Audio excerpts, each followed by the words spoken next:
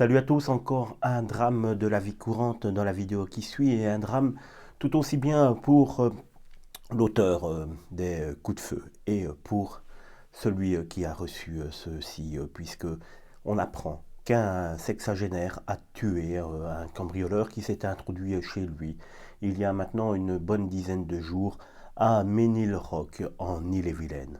C'est vers 5h30 que l'individu s'est introduit par effraction dans l'habitation.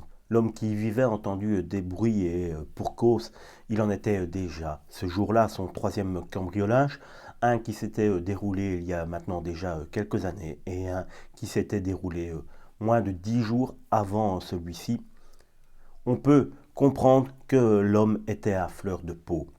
À ce moment-là, ni une ni deux, le propriétaire de la maison prend un fusil de chasse et tire vers son cambrioleur et va le toucher en plein cœur. Celui-ci va même être projeté en arrière et traverser une vitre et se retrouver à l'extérieur de l'habitation carrément.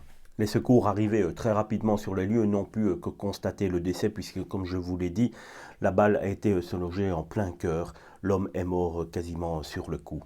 L'auteur du coup de feu a été mis en garde à vue, évidemment, et devra répondre à un moment ou l'autre de ses actes, même si le tribunal devra prendre en compte, comme je vous l'ai dit aussi, le fait qu'il avait été cambriolé déjà 2 fois en moins de 2 ans, et surtout, la dernière fois, moins de 10 jours avant ces faits-là.